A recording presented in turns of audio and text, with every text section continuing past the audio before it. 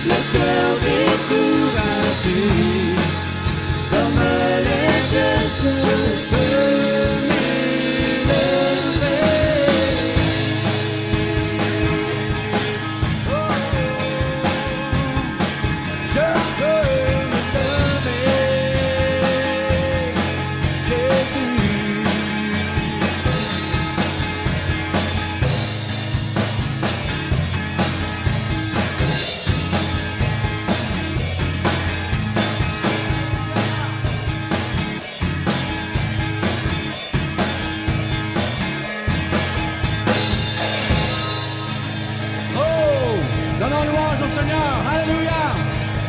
Praise the living name of Jesus. Oh. Amen. Hallelujah.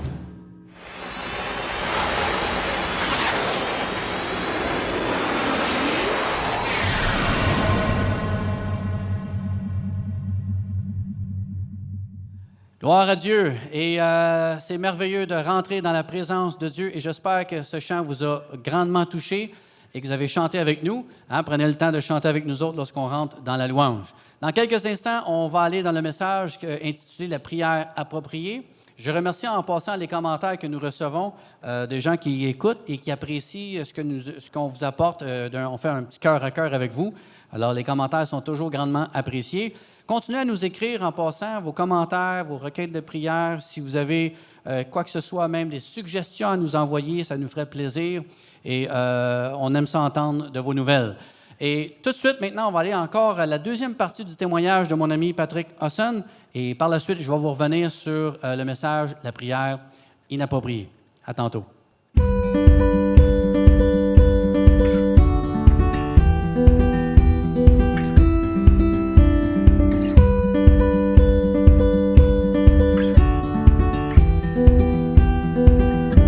De retour à cette troisième et dernière segment du témoignage de Patrick Hosson que je suis content d'avoir avec moi.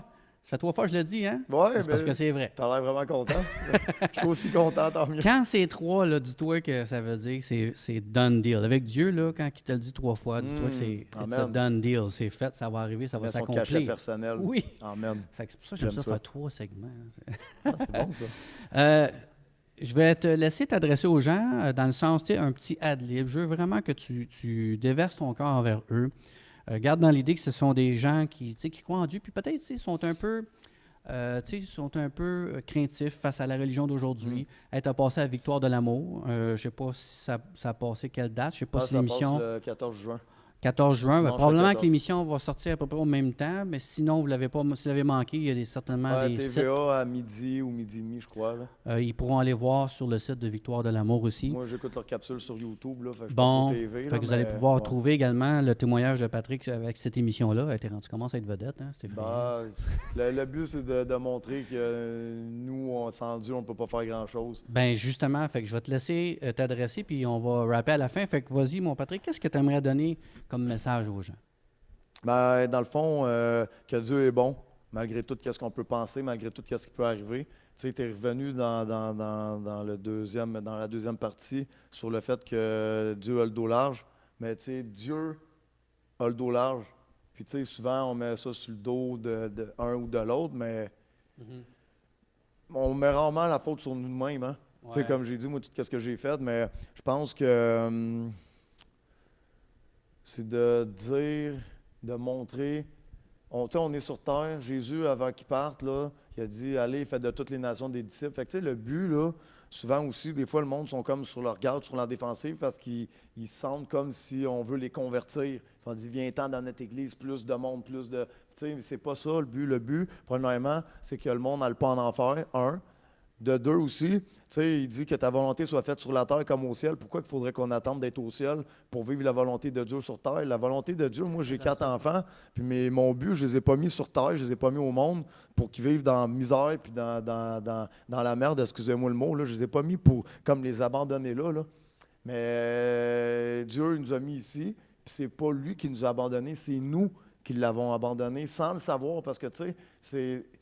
L'Église, à travers les époques, pas juste l'Église catholique au Québec, mais à travers les croisades, à travers ici, à travers ça, à travers les atrocités qui ont pu arriver, le monde n'a pas une bonne opinion de l'Église, donc de Dieu. Voilà. Mais Dieu, tu sais, c'est… Tu sais, des fois, comme moi, on veut être le défenseur de Dieu. Dieu est capable de se défendre lui-même, mais Dieu, il nous a mis là pour qu'on parle en son nom. Puis des fois, souvent, malheureusement, les gens…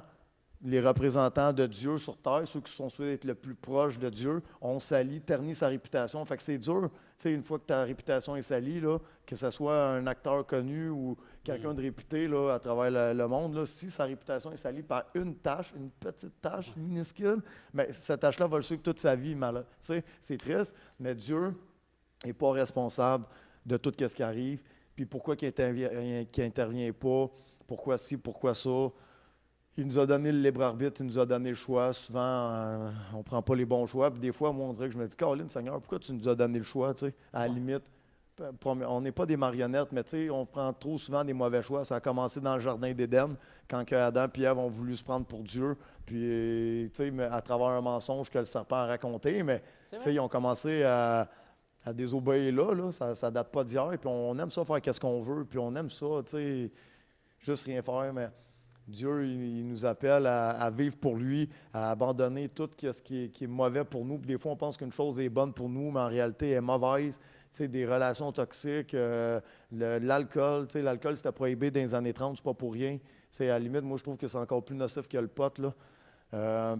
Fait que, tu sais, Dieu, dans le fond, là, c'est pas un chemin qui te conduit à pas faire ci, pas faire ça, fais ci, fais ça. C'est pas un genre de truc où c'est que tu es comme aïe, aïe, si je fais quelque chose là, de mal, Dieu va me punir ou tu sais, genre vivre sa peur. Dieu n'est pas un Dieu cruel ou un genre de père sévère. Là.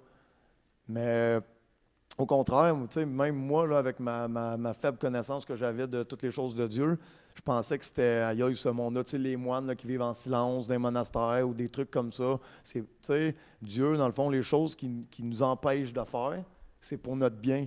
Tu sais, pas le sexe avant le mariage, c'est délicat, mais en même temps, regarde toutes les maladies qu'il y a, regarde tous les enfants qui n'ont pas de père parce que c'est une aventure d'un soir. Puis là, je sais que je touche sur un sujet très délicat, mais tu sais, il y a plein de choses qu'on ne devrait pas faire, qu'on fait dans la société d'aujourd'hui, qui mènent à des catastrophes, là. Tout les avortements, tout ça.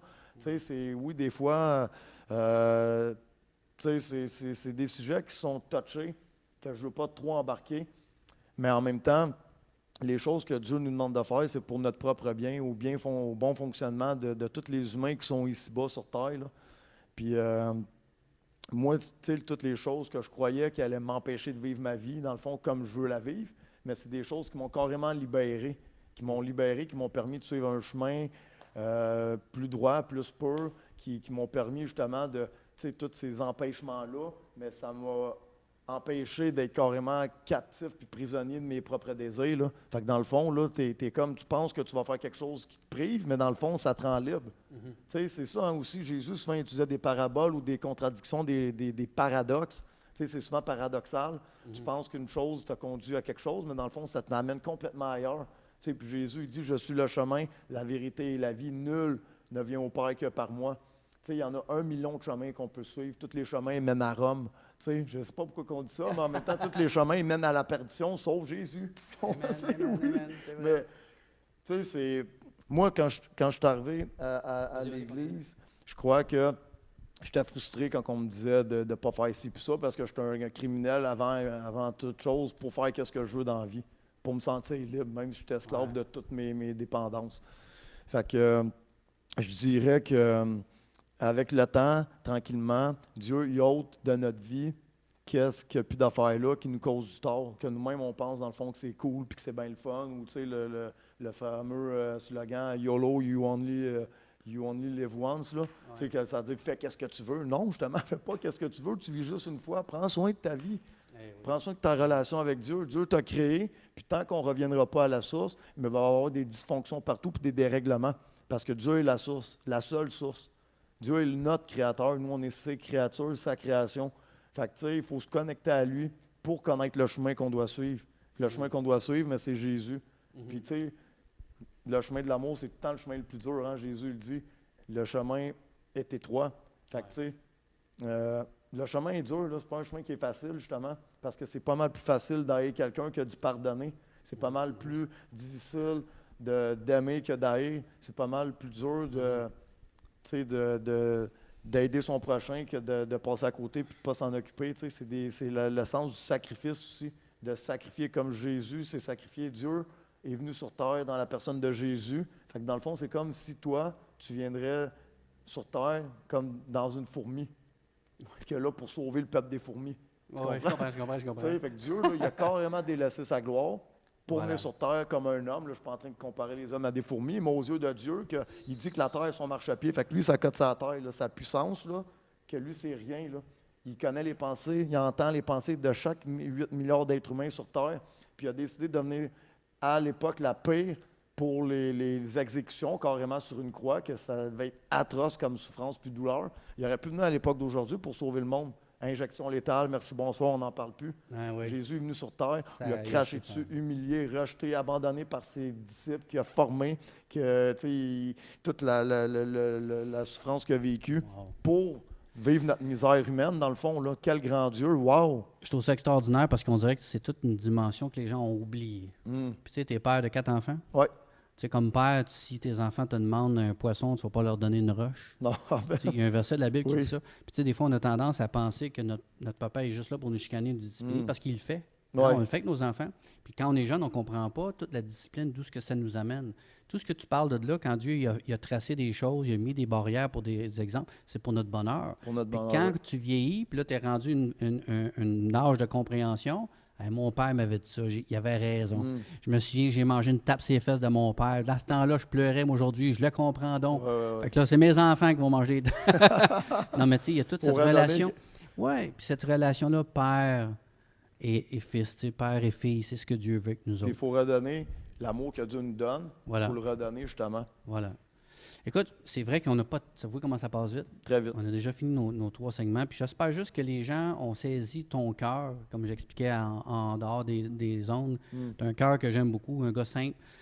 Puis, gars, la preuve, c'est que les gens te sollicitent pour entendre ce simple cœur-là, parce que les gens veulent comprendre Dieu, qu'est-ce qu'il peut faire pour moi On aujourd'hui. cherche tout quelque chose. Ils hein. sont tous ébahis par le COVID, puis par tout ce qui se passe dans le Mm. monde. Puis là, j'ai entendu dire qu'il y a des riots là, aux États-Unis. Le monde, ils viennent tout en envers à cause de quoi? À cause du mal qui eux autres poursuivent. Mm. On a besoin de Dieu plus que jamais. Amen. J'imagine que tu es d'accord avec moi. Très d'accord. Si les gens veulent avoir plus de questions sur le livre, je sais que tu es en pensée de réédition, tout ça. Ouais. Ils peuvent nous écrire, n'est-ce pas? J'espère que vous avez apprécié le témoignage de Patrick. Et je suis convaincu que Dieu peut faire des changements dans votre vie. Si tu te sens dans un pénitencier de vie, hein, ça n'est pas obligé d'être une prison, ça peut être peut-être tu es pris avec la drogue, peut-être tu es pris avec des relations qui sont brisées. Peut-être tu te sens en prison face à plein d'émotions. Dieu peut te délivrer comme il a délivré Patrick. Alléluia. Hein? Tu es d'accord avec ça? Très d'accord aussi. Je t'encourage à continuer à prêcher l'Évangile comme tu le fais parce qu'il y a des gens qui en ont vraiment besoin. On ne pourra jamais. Hey, merci Amen. d'avoir été avec nous autres à l'émission du Pasteur Steph Show. J'espère que vous avez apprécié. On se retrouve à un autre tantôt. Et je vous laisse comme ceci. Puis encore là, une fois, écrivez-nous si vous voulez avoir plus d'informations. Amen. Merci, Amen. Pat. Yes. All right. À la prochaine. Salut.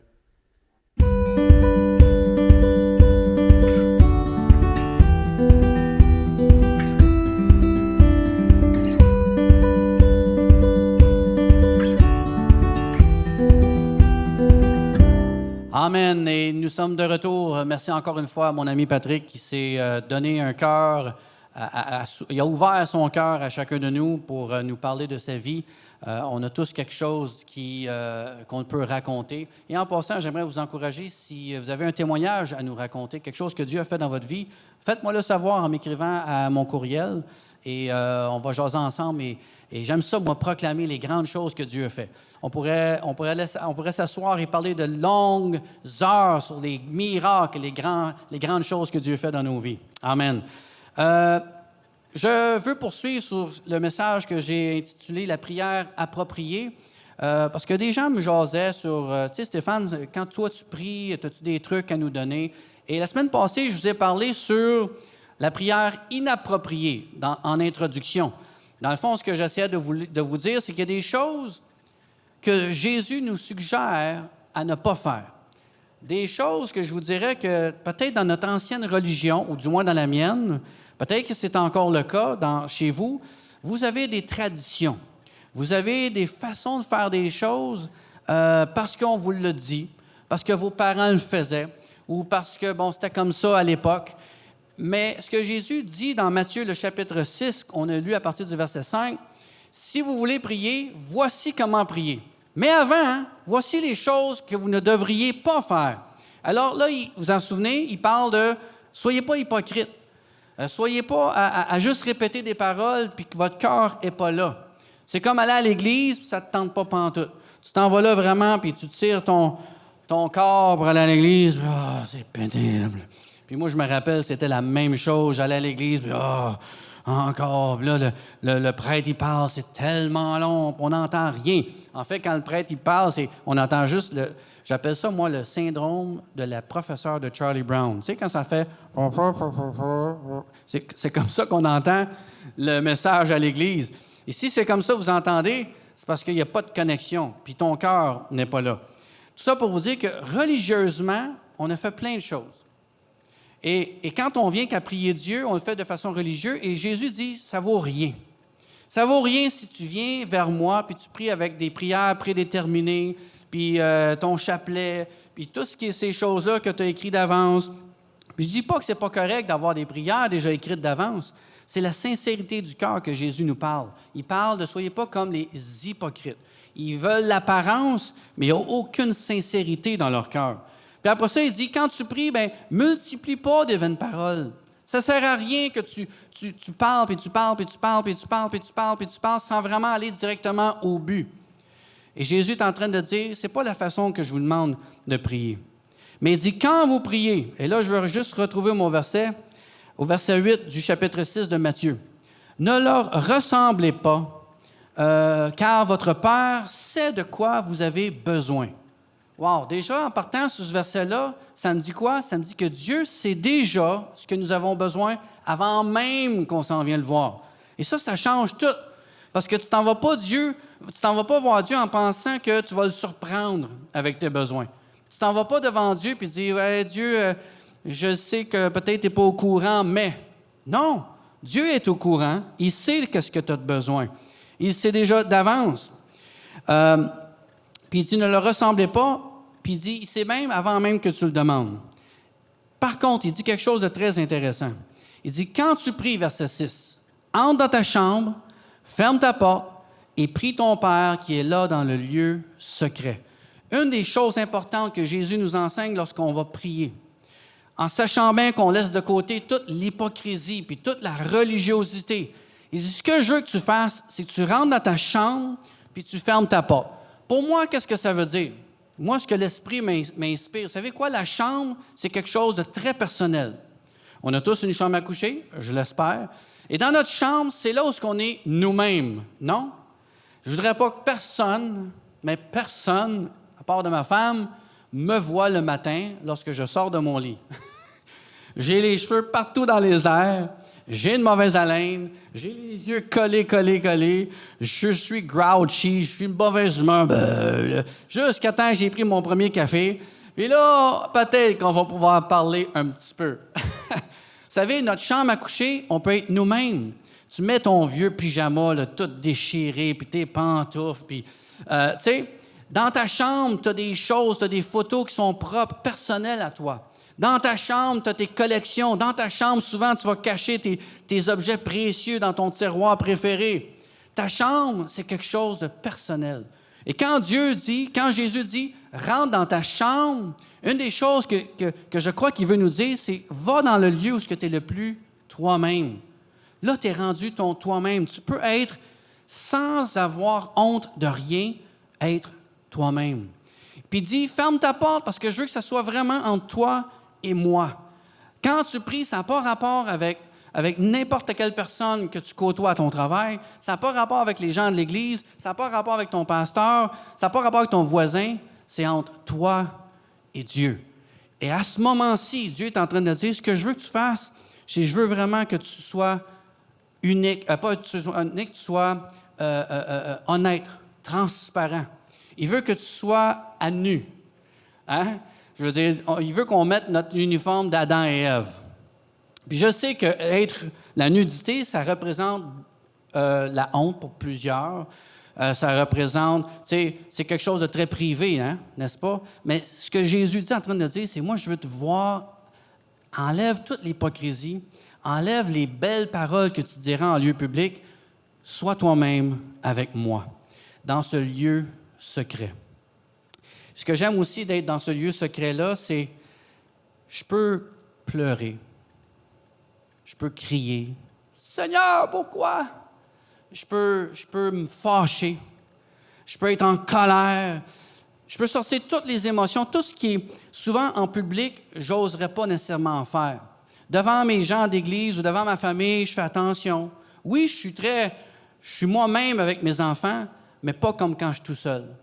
Je suis j'ai pas honte de plein de choses quand j'ai mes amis autour de moi, mais c'est bien différent quand je suis tout seul.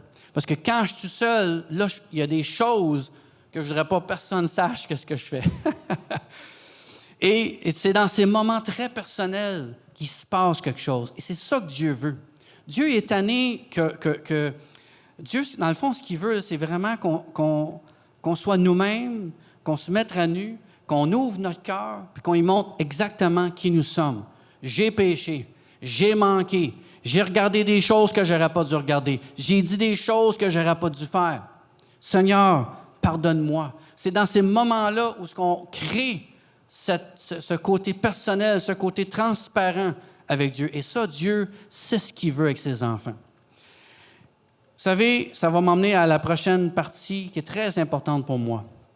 Parce que quand Jésus il leur parle de ces choses-là, arrête d'être impersonnel, ne sois pas religieux, rentre dans ta chambre et sois personnel, sois privé, sois toi-même, sois transparent. Et voici ce qui va se passer quand tu te places dans ce moment de vulnérabilité. J'ai la misère avec ce mot. Quand tu es dans un mode vulnérable, il y a quelque chose qui se passe. Et là, Jésus va dire quelque chose de très important. Il dit là, quand vous allez rentrer dans votre lieu secret, voici comment vous devez prier. Et là, il commence avec le Notre Père. Plusieurs vont dire que la prière que Jésus cite, c'est une prière que nous devons répéter. C'est pas mal en soi. Notre Père qui es aux cieux, que ton nom soit sanctifié, que ton règne vienne, que ta volonté soit faite sur la terre comme au ciel, etc., etc. Il n'y a rien de mal avec ça. Mais comme je viens de dire un peu plus tôt, si Jésus nous encourage à être sincères, puis à ne pas dire des prières juste pour le dire, puis tu répètes le Notre Père, peut-être que la sincérité n'est pas autant là que qu'est-ce qu'il voudrait. Mais moi, je le vois différemment, le Notre Père. Moi, je vois le comment Jésus veut qu'on prie. Il commence « Notre Père qui es aux cieux ». Et ça a changé ma vie. Quand je prie, souvent, c'est « Ô Dieu ». C'est vrai que Dieu, c'est Dieu. C'est le créateur de toutes choses. Mais Jésus est en train de dire quelque chose de différent. Viens pas dans ce lieu secret en disant « Ô Dieu ». Il dit « Viens dans ce lieu secret » puis il dit « Papa ». Papa. Je te donne la permission d'appeler mon Père Papa. Parce que Jésus parle souvent de Dieu comme étant son Père. Okay? Si vous regardez les Écritures, tout au long du Nouveau Testament, Jésus fait référence à Dieu comme son Père. Et là, Jésus est en train de dire, mon Père peut être ton Père. Il peut être notre Père. Et ça l'a ébloui les apôtres et ça m'a ébloui. Attends une minute. Je peux me permettre de dire papa au Créateur. Ça change. Moi, je m'appelle Stéphane Martin. Mon père s'appelle Marcel Martin. Et mon père vient d'une génération... Son père s'appelle Arthur. Puis après ça, là, mes arrière-grands-pères, j'ai à peu près 5 Jean-Baptiste. C'est pour vous dire à quel point on avait des familles très religieuses. On aimait bien Jean, puis on aimait Baptiste, puis Jean-Baptiste, ah oui. C'était tous des farmers, des agriculteurs. Puis moi, quand je regardais ma généalogie, je souhaitais, I was hoping, je voulais que un de mes arrière-grands-pères soit un chanteur célèbre ou soit, je sais pas moi, un avocat ou quelqu'un riche puis qui me laisse un héritage. Non. C'est tous des cultivateurs, puis des gars qui travaillaient la terre. Puis mon grand-père, lui, a travaillé sur le pont Victoria. Wow! Mon père, il travaillait chez Canada Packers, Maple Leaf. J'espère que vous aimez le bacon de Maple Leaf. Je m'ennuie du bacon. En ce moment, je m'ennuie du bacon. Tout ça pour vous dire, mon père, il travaillait chez Canada Packers. Puis mon père, pour essayer de rendre les mois plus faciles, il travaillait aussi sur le taxi. Mon père, c'est un travailleur. Et tous ceux qui faisaient référence à mon père, « Ah, t'es le fils à Marcel », il y avait tous un sourire. Parce qu'il dit, « Ah, ton père, il est tout le temps de bonne humeur. Ton père, il est fin. Ton père, il est cool. Ton père, il est joyeux tout le temps. Ton père est généreux. » Ça me faisait plaisir. Ça, c'est mon père. Mon père, je l'ai perdu il y a quelques années. Et, mais je me suis posé cette question-ci. Voici la question que je vous pose en retour. Si, mettons, je reçois un téléphone, et là, je réponds, oui, allô? Oui, bonjour. Yes, I'm the lawyer of Mr. Bill Gates. Wow. L'avocat de Bill Gates. Yeah, I want to tell you that Bill Gates is looking for an heir. Oh, il cherche un héritier. Wow. So, Bill Gates, il veut t'adopter, Stéphane. Il aimerait ça que tu sois son fils et que tu sois son héritier. Savez-vous ça, ce que ça ferait? Je ne m'appellerais plus Stéphane Martin, je m'appellerais Stéphane Gates. Ah oui, monsieur. Pensez-vous que ça aurait changé ma vie? Pensez-vous que si Stéphane serait Stéphane Gates, ma vie serait changée? Du jour au lendemain, ma vie serait aurait toute une autre identité. Pourquoi? Parce que mon nom de mon père serait Gates. Et ce nom-là me donnerait quoi, selon vous? Ça donnerait de l'argent, beaucoup d'argent. Ça me donnerait également de la crédibilité. Oh, hey, c'est le fils à Bill Gates. Hey, oh, fais attention. Ça me donnerait également des contacts. Ah, parce que tu es le fils à Bill, pas de problème. Ça me donnerait un cercle d'influence incroyable. Ça me donnerait quoi? Ça me donnerait une réputation, quelque chose qui changerait toute ma vie. Juste parce que je m'appelle Stéphane Gates. Maintenant, je ne connais pas les enfants de Bill Gates. Et je les avais dans mes notes de mon ordinateur qui a planté, mais là, c'est fini. Vous allez voir, si Bill Gates a des enfants, ces enfants vivent avec Bill Gates et vivent de sa richesse, right? Ils vivent de son prestige. Est-ce que ces enfants ont bâti quelque chose qu'ils ont reçu? Ils ont bâti absolument rien. C'est Bill Gates qui a tout bâti. C'est Bill Gates qui a tout monté son entreprise. Et par son succès, il l'a donné à ses enfants. Et ça a changé leur vie. Et là, tu pourrais être le fils de Wayne Gretzky, ta vie ne sera pas la même. Tu pourrais être le fils de Tom Cruise, ta vie serait une autre histoire parce que ton père. Ce que j'essaie de vous dire aujourd'hui, si tu peux aller devant Dieu et dire « Oh Dieu, me voici », c'est correct. Mais, si Jésus te donne la permission pour te dire « Je veux pas que tu viennes dans la présence de Dieu et dire « Oh Dieu, je veux que tu dises « Notre Père ». Moi puis Jésus, « Notre Père ». Ça veut dire que ton identité a changé complètement. Je ne sais pas à combien de temps je suis rendu. Combien de minutes à peu près je suis rendu, messieurs? Comment, 17 minutes? Je veux conclure parce que je veux faire la suite qui va être un peu plus longue la semaine prochaine. Alors, je vais conclure avec ceci pour vous laisser l'eau à la bouche parce que la semaine prochaine, je vais vous parler davantage de notre identité et comment tu pourrais devenir l'héritier pour que, enfin, que quand tu vas venir prier, ça ne sera plus juste Dieu, mais ça va être Papa. Et ça change toute la connexion entre toi et ton Sauveur. Wow! Merci Seigneur. J'aimerais prier pour vous autres quelques instants.